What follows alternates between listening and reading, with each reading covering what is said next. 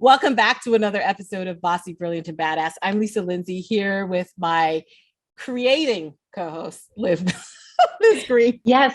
And I always wonder, Lisa, like, how do you find these adjectives that make so much sense to what people are about to listen to? Do you think of them right on the spot, or do you have it prepared? Sometimes, right? Because I know that we sort of know who the guest is going to be. So I generally am like ruminating on what they're supposed to talk about. And then, but I do wait until the end to hear what they talk about to see if there's anything that pops up for me during their conversation. And then I use that one. There was a time where I used to prepare them ahead of time, but I remember that. Yeah. I've since stopped doing that. It's amazing how things have changed after 2 years of doing our podcast. Can you imagine having our 100th episode coming up? I know. Right?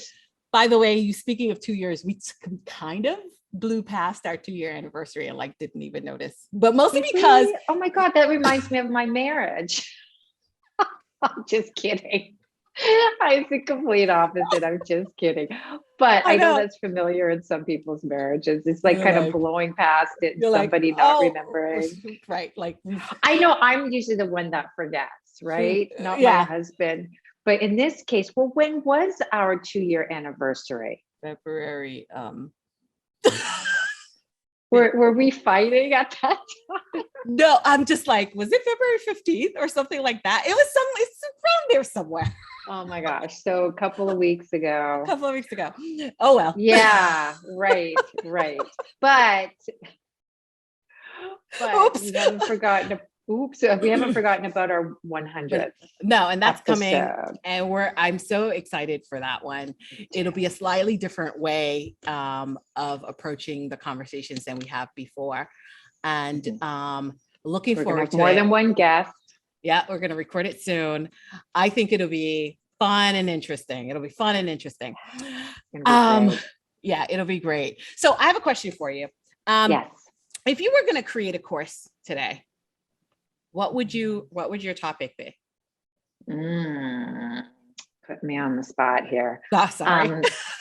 That's okay. I would have to say I would create it around the questions that I get asked. And a lot of people in my line of work, in my area of coaching, often ask me about how do you coach groups and teach people how to externalize different things in coaching. So in other words, using a little bit of drama and using other people in the group to help really kind of concretize what you want out of coaching or out of your life or what have you, right? So I would create a course around how to do that and how to run a group incorporating that.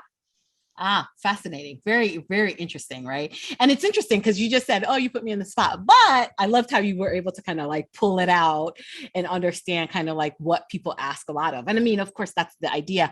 I think if I were to, what about you? Yeah, if I were to do that, I think there's a couple of really interesting things that come up all the time.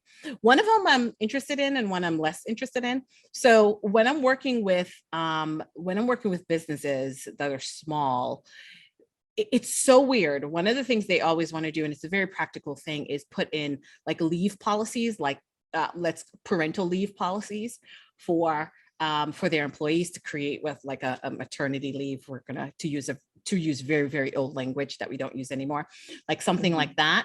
And what's interesting is because everybody's remote right now, they have to operate based on state laws, and all the states have something very different going on. So to me, that is a very practical, very concrete, because I'm always having to do this little primer. I put together like these 5 PowerPoint slides really quickly, and I'm always like, here you go, here's the information, here's why, here's how you need to think about it. So I've always, because it comes up so much, inevitably comes up so much that I'm just sort of like, I've already kind of done the work, right? Fine, it's one of those things that I've done it because it's conversation that has to happen. So I'm sort of like, okay, maybe I need to like create the video and talk everybody through it. And that could be like a free thing. But the other one is people do come and say, okay, what are the things I need to do when I'm hiring people, when I'm hiring employees? Like, how do I get it set up and how do I get it set up right? And I actually knew that because we've done a podcast episode about that where you interviewed That's right. me. Yeah. Yeah. And I'm like, you know it. How to get your HR right. Yeah, like, you know it. People ask this all the time. Like, why are we sitting here acting like people don't ask you this question all the time? So, yeah, I think that is probably the biggest tip from Nancy. And we don't want to give everything away, but like this idea of going for what people are asking you, because if they're asking you, there's a reason why. Right. And if more and more people ask you, exactly. And, one of my takeaways from this episode is it's not as overwhelming as we think it might be to create one of these courses for yourself. Right. Well, I mean, I kind of just said it, right? Like after being asked this question so much, I realized I got to put together some slides because I'm going to have to try to explain it and illustrate it. And here's the thing. And I just kind of put them together and I do nothing with them until I've got another business owner sitting there asking me, what? I don't understand. Can you explain it? It's confusing. And I'm like, okay, here we go. Here's the slides. Right. So if you ever have that feeling, I think that feeling is probably a good spur to help you. If you feel like you want to build a course, that's a great kind of way to kind of get started with that. Right. But anyway. And once you build it, it's there. It's done. And then it's there and it's done. You can tweak it and what have you. And then it becomes more of hopefully a passive income source, right? Kind of tying back to our previous guest from last week. Yeah, 100%. 100%. Yeah, good. So Nancy Giere is a course creation expert and helps people turn their expertise into powerful online programs. And she's been doing this for 30 years. So she knows her stuff. So let's bring her on. Nancy, hello. Welcome to the show. Thank you. I'm really glad to be here today. Awesome. So you're at a speakers conference this morning? Yes. Tell us about that. Just wrapping up the National Speakers Association Winter Conference. And it has been just tons of great information, too many ideas to implement, to really think about how do you position yourself in the market, and that everything that we've thought about maybe that identifies us is really just a vehicle to attract people to us. So whether you've written a book or you have a podcast or you've got a YouTube channel, whatever, add to any, way that you can get yourself out there. It's all part of it's your delivery mechanism. Doesn't define wholly who you are. So that's kind of what your takeaway is. That's excellent. Yeah. And it sounds like it's in person, right? Which, those events have been coming It was back. In person. And then it was also live streamed. So people could participate virtually if they chose to. Very cool. Oh, great. Yeah, that's very cool. All right. So speaking of like defining yourself as an expert, we're going to talk about one of the channels which you can sort of develop and present yourself as an expert, right? And in this particular case, it's through building out a course, correct? Correct. So tell us a little bit about how you got to this point, of wanting to talk about courses. How is this now your expertise? Okay, well, I was asked many years ago in my career, hey, you're a great talker. We need to train this whole team in our insurance products. And, you know about insurance and you're a good talker. So you're a good communicator. So we'd like you to do it. So I was like, okay, sure. And I had never done anything like that before in my life. And I really stumbled through to put this program together. It probably took me twice as long as it should have. And it went well, everybody liked it. And I thought, there's something to this.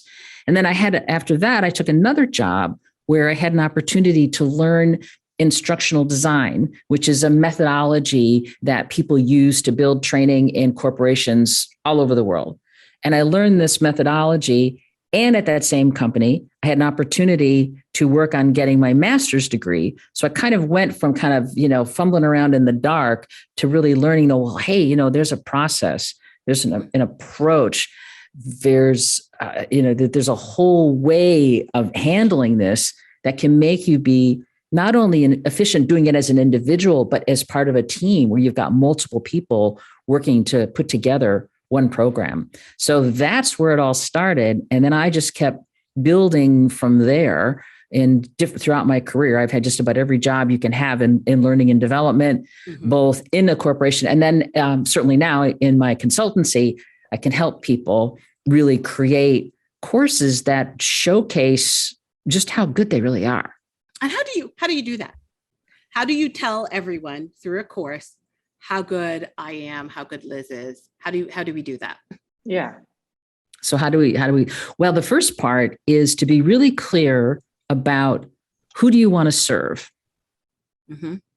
Who are you going to help? And what type of transformation can you bring about for that person? So you want to look at that at the very beginning. It's all about them. It's all about what are you going to do for them?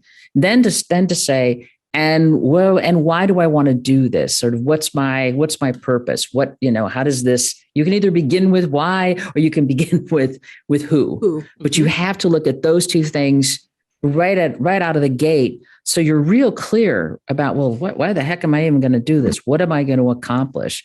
What's it going to do for them? What's it going to do for me? That's the first question to ask. And sometimes people will just, I'm just going to start writing. And then you're like, well, okay, great. Now, how does that all fit in? Right. So having a structure, who am I speaking to? How can I serve them? And also, how does this feed me probably as well? Right. Right. And then once you get, exactly. And then once you get clear on that part, then you want to think through, well, what are the different topics that I could offer? So let's say if somebody's involved in marketing, they could say, well, am I going to talk about building a funnel? Am I going to talk about networking? Am I going to talk about email marketing? What elements of it are really going to be important, and where can I make the biggest difference, and really hone in on, think about it like you could have how do all of your courses roll up into perhaps a curriculum, and then where you pick one course to build out from end to end. And what you really want to then hone in on is, okay, what about this particular topic do people need to know? And what's nice to know? And when you create a course, you want to focus on that need to know information. What are the core principles? What are the core steps? Is there a methodology? Is there an approach? What is that core information? And start there. And when you're really clear about that, the whole shiny object syndrome, other things come into your mind. I could do this, I could do that. But if this is what this course is going to be about, and you can stay focused there, you can get to the finish line much more quickly and just hold all those other brilliant ideas that show up. Another course, another day. So let's talk about that a little bit, because I think that's part, every time I think about this idea of a course, it sounds great, right? And I'm in HR. There's a lot of things that I can tell to entrepreneurs who are building business. And I mean, pick a thing, compliance, right. You could talk, just whatever, pick a thing, you could talk about it. So then you start thinking about topic HR for entrepreneurs, very, very broad, right? Right. So then overwhelming. So what do you do when you're thinking about something like that in terms of, one, reducing overwhelm, which I think is when you start thinking about putting together a course, just something that is just, I'm feeling overwhelmed right now just talking about it. No, I was going to say, I'm one of those people that I feel overwhelmed when I start thinking about creating a course. Yes. I've wanted to for the last couple of years, but yeah. And that's what, I hear that all the time. I'm overwhelmed. I have so much information. I don't know where to start. Or the flip side, I don't think I have enough. And people, and then they're stalled before they even step right. So you're forward. Now stuck. You're now all of a sudden you're stuck before you started. You haven't even gotten out the gate and you've done nothing. And I think a lot of times it's sort of what you were just talking about, which is the topic that sort of really kind of gets you stuck, because there's so many things you could talk about or so little things you think you could talk about. So how do we narrow in? Because you started to talk about it a little bit, about picking a thing. And it makes sense to me that if I say, okay, yeah, it's entrepreneurs, and I think entrepreneurs need this information, right? Okay. Right. What information? So let's take HR. So Sure. should we just start with HR as a Sure, as a we could broad do that. category? Yeah. Sure, let's do So that. you can look at HR, and because it's a big topic, like marketing is a big topic too. Lots of big, and that's part of it is people often have, expertise in an area that's pretty darn big, like HR. Yeah. So one way to really think about it is go, okay, what do my clients, my entrepreneurs, what questions do they ask me All the time. over and over and over again? And that is a clue. If that's a question that keeps coming up, then there's potential that could be a good course to start with.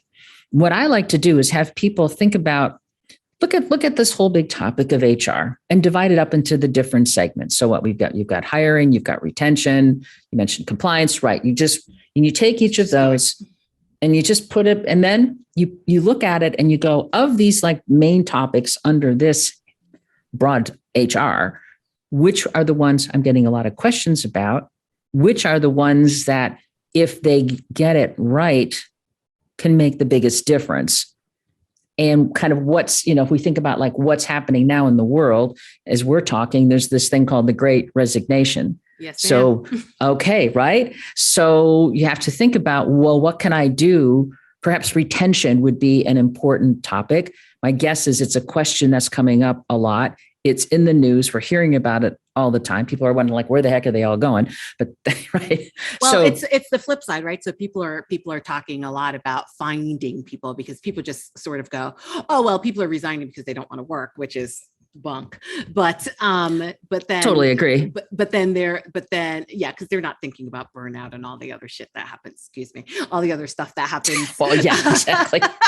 It'd be just a crappy place to work. And how terrible employers they might be. But then they're wondering how they find people. And recruiting is just not something I'm into. So I would never create a course about recruiting.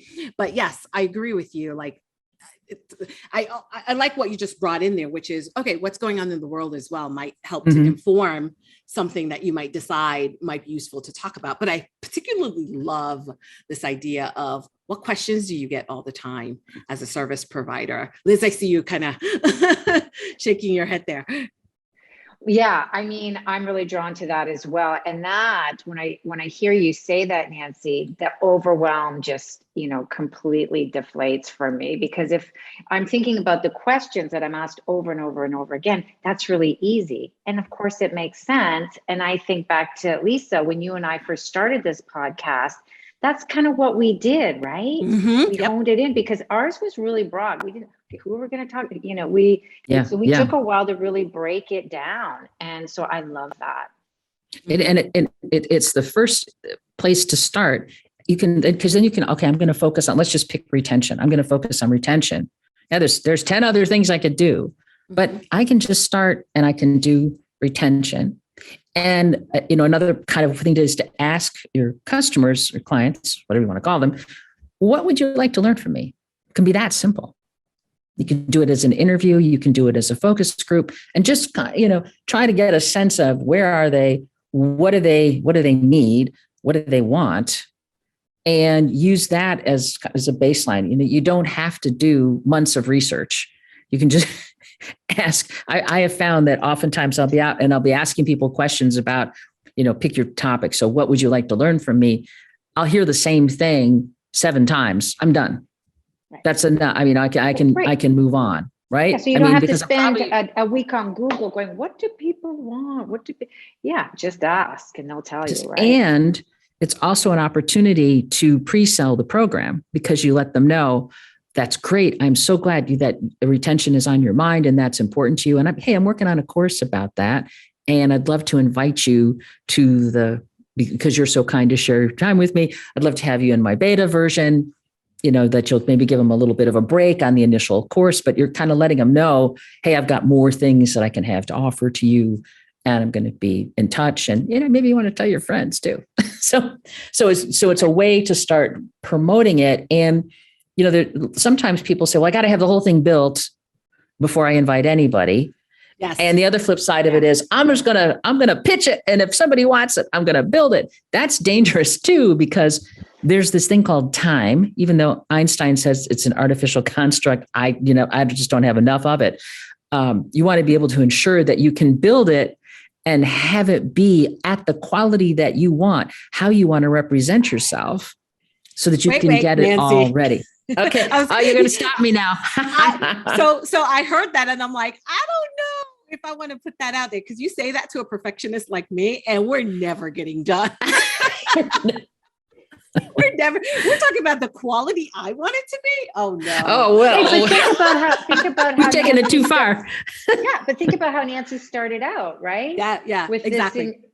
And you just kind of, your words fumbled through, but you realized, wait, I have something here, right? And that kind of took you down that trail. Starting with what is that? An imperfect action. One of our favorite sayings here at BB&B.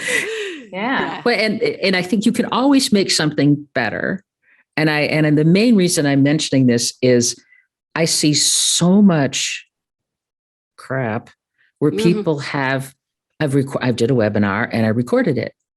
So now I have an online course. And you know what? You don't. You have a recording of a webinar. So people, hear me now, pitch it as I've got these great recordings that I can share with you. Because when you're really working on an online course, just here's an example. I did a 5-day challenge not too long ago. The first day, my assistant forgot to hit the record button. Like, oh, God. Oh.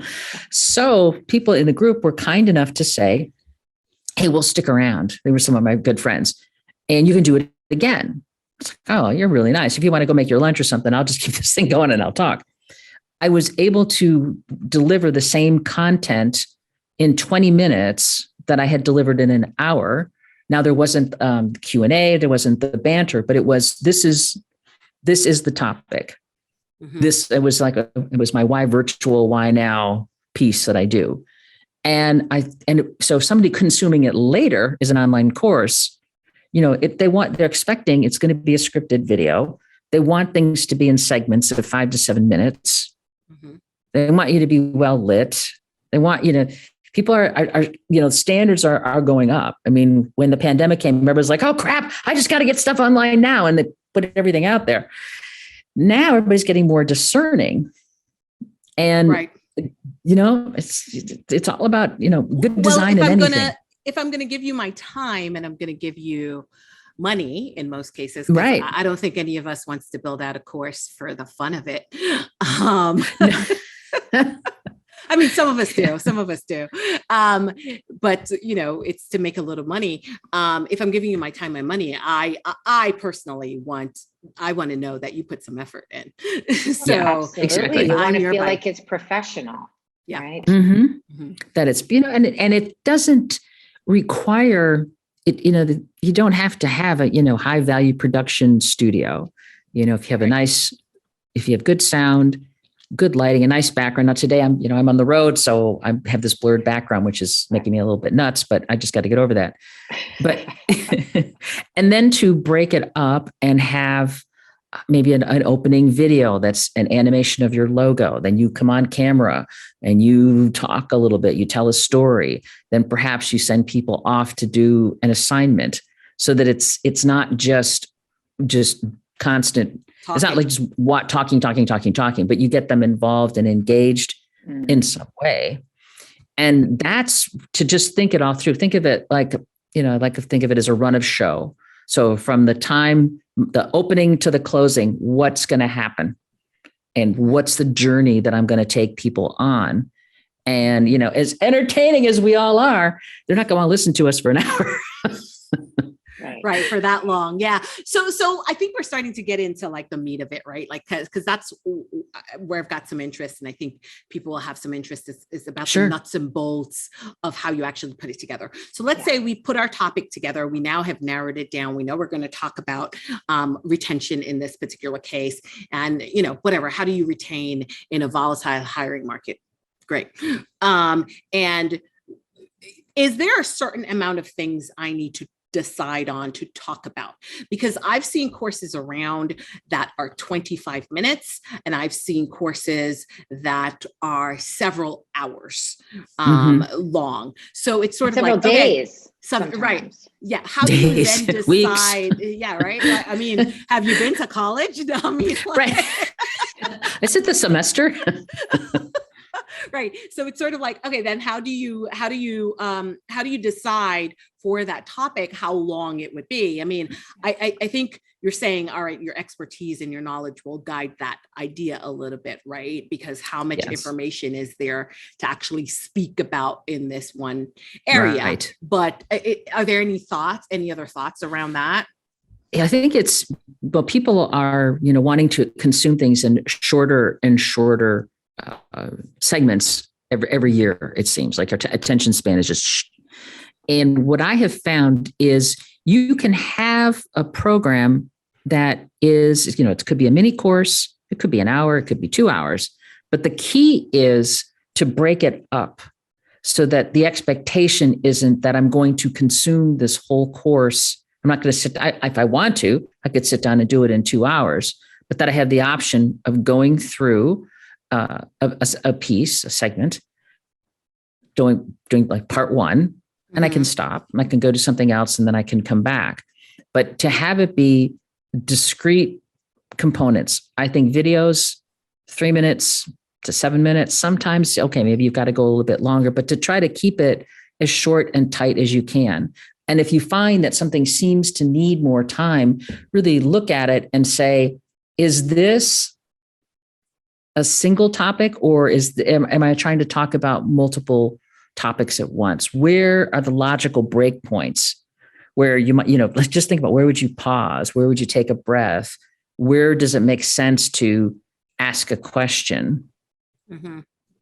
So you really you just kind of go through it and look at, how can I make this, bring in the interactivity? And then kind of going back to what I mentioned earlier about that need to know versus nice to know. Right. So you might have, like, for example, I took a course and it was a webinar that we did a conversion of, and they had a very long Q&A section, and thought, no, people aren't going to care because they weren't there. Those weren't their questions. So we extracted all of that and we made a PDF that was a frequently asked questions document. So people had the choice to go and consume that. Or maybe there's like there's a variation, or there's another way of handling a situation. You could put that perhaps into supplemental information. So people kind of have the sense of, again, the main road, and then there's the scenic route. Right. Sometimes I just want to get to the point of it. And sometimes I'm like, oh, I'd like to learn a little bit more about that particular topic. And, adults like to have choice. Right. Yeah. And so, okay. Yeah, go ahead. So it sounds like from the very beginning, you just need to be organized, right? In a way, like have a sense of organization about what you do. And you said 3 to 7 minutes. Now, are we talking 3 to 7 minutes for the lecture piece? Because I've seen a bunch of courses as well that talk about, well, let me ask a slightly different question. Sure. What else, in addition to the lecture piece, which is 3 to 7 minute video, right, where you're delivering the information, what else should be included, right? So you mentioned probably frequently asked questions or the supplemental materials. Should I put a quiz in there? What should I do next? How do I get them to engage with this information? Because a part of that is retention of the information as well, right? If you're going to be a good teacher, let's call it, part of that is about retention.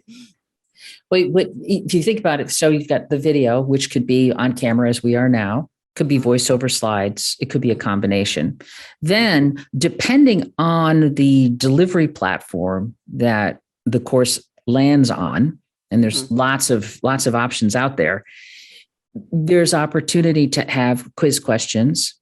There is an opportunity, perhaps you can also have a PDF file that's in there that maybe you want them to do some reflection. Maybe there's an assignment where, okay, think about what, like if we're looking at the retention, maybe go through what are the pros and cons of your workplace. and have them think about, this is what's working really well here. These are the kinds of things people complain about. I know, like, if when I worked for a tech company for a while, the snacks were never good enough. It was like competition. Which company has the best snacks? Because I'm going to go work there. What do you mean we don't get a hot breakfast anymore? I mean, that's just kind of silly, but right. But you could have people. You could have people.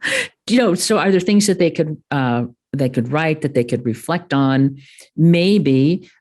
So I help people to do, if they have a book and they want to turn it into a course, well, that things don't completely translate over. So it might very well be that we'll cover the topic to a certain level in the course and then say, now that we're done with this, you need to go and read chapter 5 and then come back and then answer some questions. So the key is to keep mixing up what people are doing, taking them on the path from where they're starting, whatever their baseline information is about the topic, to where you want them to be. And this is a critical concept here, is people consume the course from the introduction to the conclusion. When you think about building it, you want to think about, when they're done with this course, what do I want them to be able to do, know, and feel? And then you work backward into building to build it. So so you think about what are the activities that I need to have people do? What do I need to explain to them to get them to this point? If I want to get them here and they're here, the course is everything that's in between. And if they old begin with the end in mind, right? We've all heard that a million times. It really applies here. And I think oftentimes that's where people get really stuck, because they sit down, they start to write. They're like, the old Snoopy cartoon. It was a dark and stormy night. A shot rang out, and then Snoopy doesn't know where to go next. And a lot of my clients are, little Snoopy dog doesn't know where to go next. Now, Snoop Dogg, he would know. But anyway. But it's so funny, Nancy, because it's no different to what we espouse in coaching, right? Right. Liz, it's the exact same thing. It's sort of like, where do you want to end up at the end of this? Exactly. Like, setting that contract at the beginning. Where do you want to end up? And so as a facilitator, you have that over here, and you just know, okay, this is where that person wants to end up. So you can design it around that. And I mean, I'm always attracted to courses what will you walk away with? I'm like, I want to walk away with that. I want to walk away with that. And sometimes I even just kind of jump to that oftentimes when I'm just browsing. And if you notice, a lot of courses, they'll say, by the end of this program, you will be able to, and then there's a list of objectives. And having clarity, when you're building out your design, you think about, where do I want to get people to? You write your objectives, and then you have the content align with the objectives. What do I have to teach them to meet that first objective, that second objective, third objective? So, yeah, fantastic. So, okay, I have a question. So you've built out this course, right? And it's maybe, your first one, it's a couple hours, let's just say, or what have you. How do I find the people, my people that might be interested in this? So in terms of finding who you're going to market it to. Yeah. Well, when you're at the very beginning, when you're thinking about the course that you want to provide, you want to have a good sense of who your target market is and who you want to reach. And the ways that I have been getting the word out, I can share from my experience. My primary expertise is in helping people to build the curriculum. And I'll work with a strategic partner to help them go, okay, now how are you going to get this out, and how are you going to sell it? And one way that I think has been very effective, and I can speak to my own experience, is putting together a part that's free.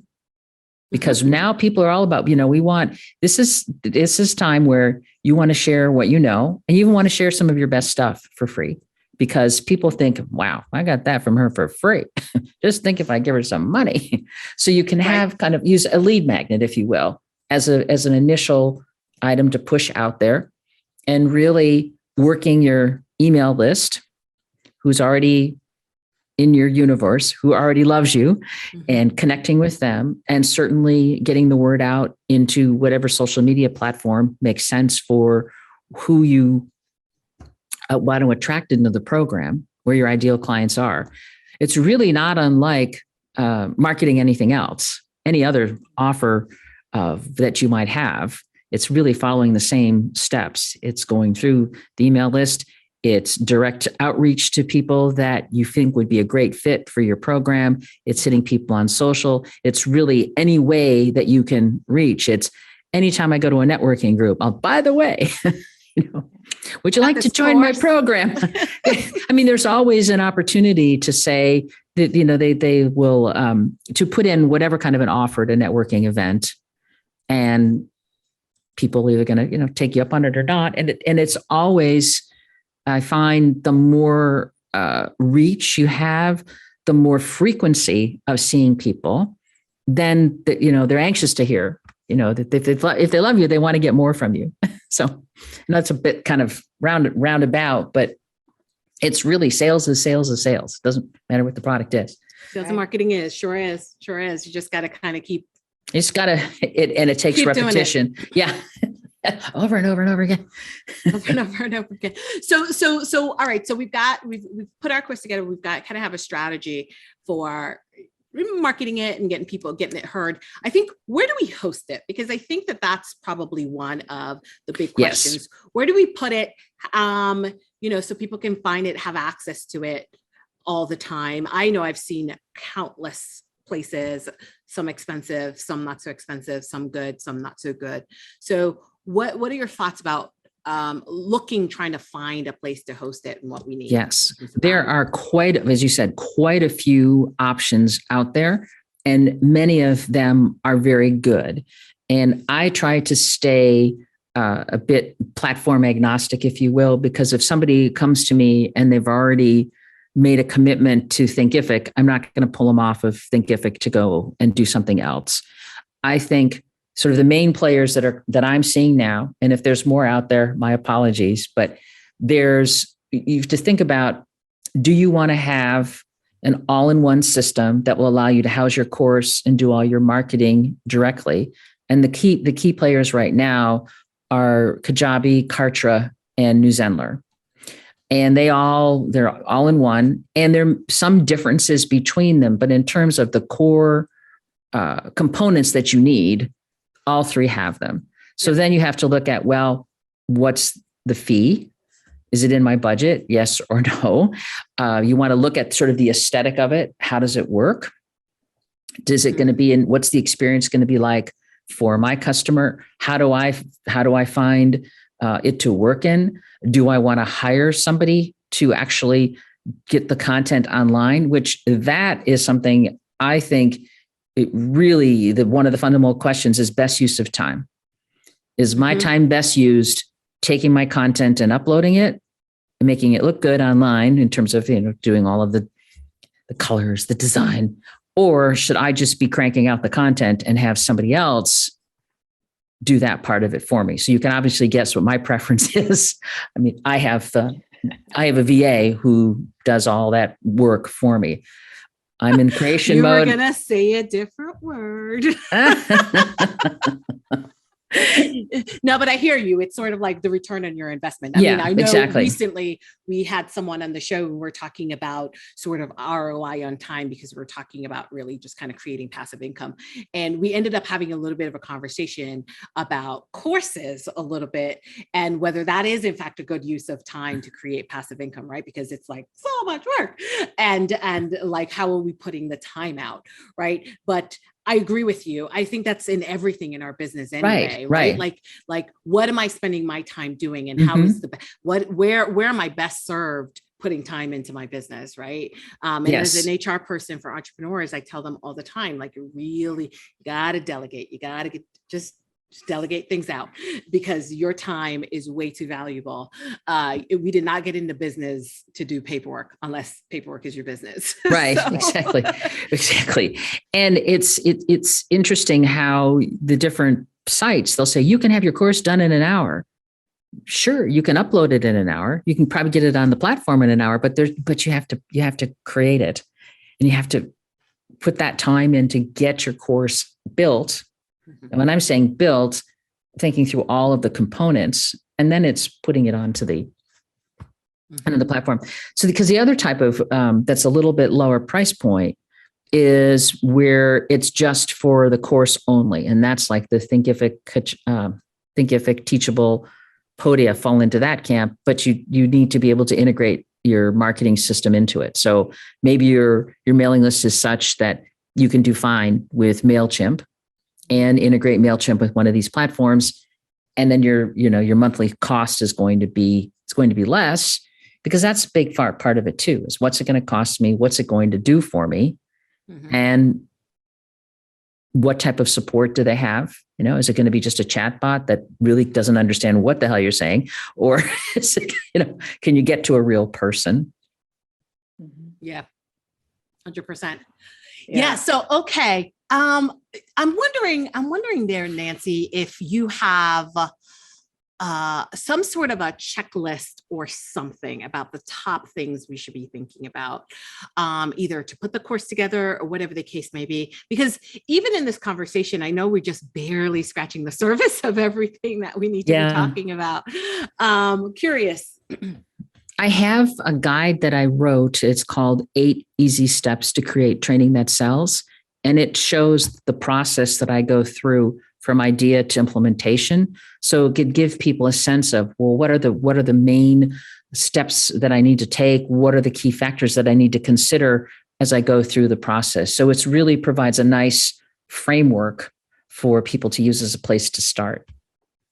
And did we skip any steps in? Yes, that is great. Did we skip any steps in our conversation today? Anything that we probably should make sure we mention in this show? Well, one item I think we talked around, but not thoroughly, is the whole idea of creating a design document or a blueprint. And that's where you do the structure for your course. And you think of it, the way that I do this is it's 2 columns. And the first column is what am I going to cover? And the second column is how am I going to do it? And then I can kind of look at that and blend it together. And when I work through this type of document, it's designed so that the design document is designed so that people can look at it and then they're ready to execute and they're ready to go right into content creation. And what it does is through every stage of this, it's just trying to have a framework and trying to keep everything defined in a box, so you know what the scope is, and then you know what the next action is that you need to take. And that's an incredibly powerful way to approach it. Yeah, because it's the structure structuring it is what trips people up. Right. Tell us a little bit more about that, because I kind of get that conceptually at the high level, but I think my brain kind of was like, wait, what?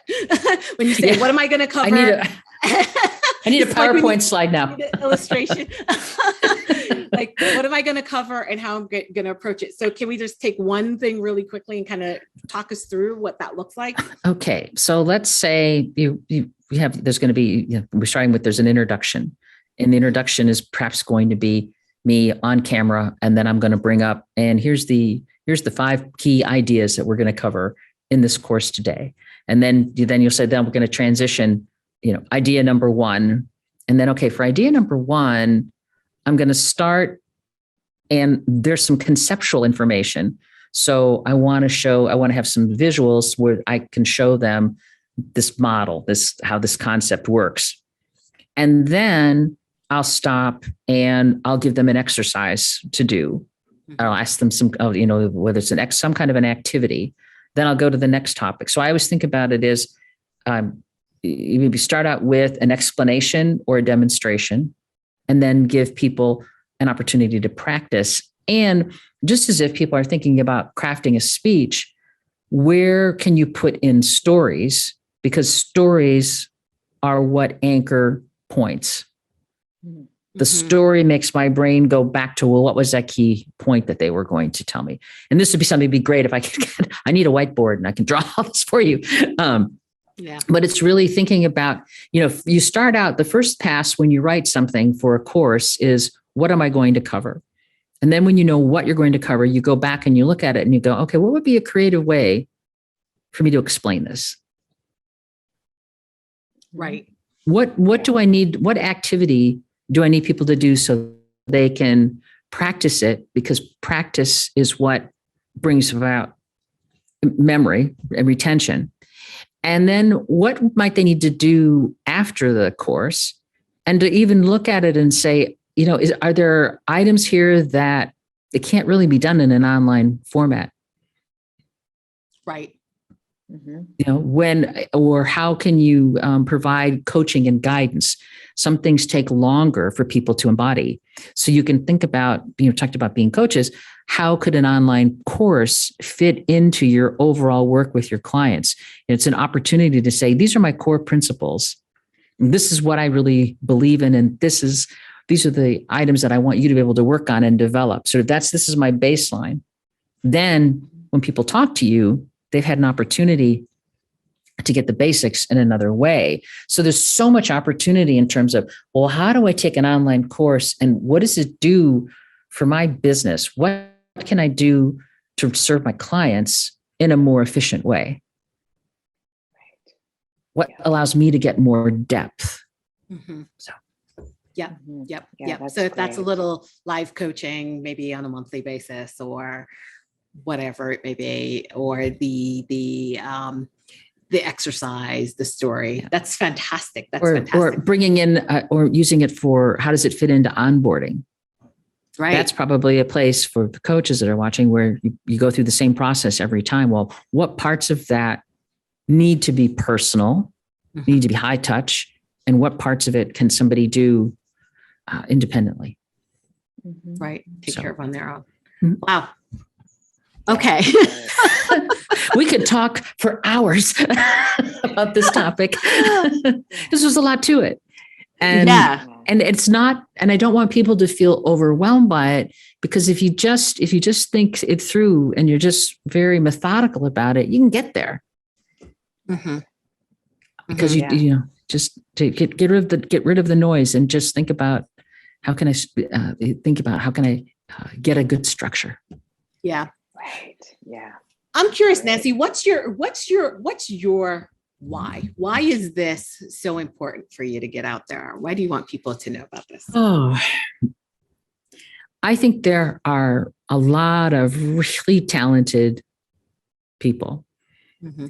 And when I saw kind of things unfolding in 2020 and everybody was just rushing to put information online, they didn't stop to think about design. They didn't stop to think about, how do I make it really effective? There was just this panic, this rush. I got to have this other revenue stream or I'm not going to survive. And I'm sick of seeing crappy courses. And I don't want people to feel that pain that I felt early in my career, where somebody just said, hey, can you do this? Sure, I'll do anything. And I really didn't know what I was doing. I struggled. It took me a long time to get through it because I just was making it up as I went along. And I just don't want people to I don't want people to feel so overwhelmed and like that this is impossible, number one. And then on the other side of it, I don't want people to produce stuff that's just not as good as they are, because I came up with this idea that really what I want to do is help everybody to bundle their brilliance. Yeah. Yeah, I love that too. I think, what, I don't know if any of you have had this experience, but I know I've spent money on courses and have either started them or gotten halfway through and thought, what a waste of my money and my time. And that it could be so much better. They were really good at marketing it, but the content was dismal. Yeah. And that always feels bad, because when I'm ready to put my money out, I really would like to get something valuable. Exactly. I want to get, people want value. And I think the more, everybody was like, thinks online learning is this whole new thing. It's been around for a long time. It's just become broader because of, where we are in our history. Yeah, 100%. All right, Nancy. I think that sounds fantastic. Thank you so much for joining us. If there was one final thing you wanted our audience to take away, what would that be? Really consider that you are designing an experience and that you're taking people on a journey with you. And what can you do to make it a very positive experience so people are going to want to go all the way to the end of the road with you? Oh, well said. Absolutely. Beautiful. All right. So Nancy, where can people find you? Well, they can find me, my website, which is nancygiere.com. And if you're listening, Giere is Giere. And you can download the 8 easy steps to create training that sells from there. And you know what? You can even call me, and my phone number. I would love it if people called me. Text me. That's a first for us. I think that's the first Old time school. we've had a phone number. Old school. Yes. Phone number. I'm expecting calls. It's 414-315-9809. And I'm also out on Facebook and LinkedIn. But hey, let's have a conversation.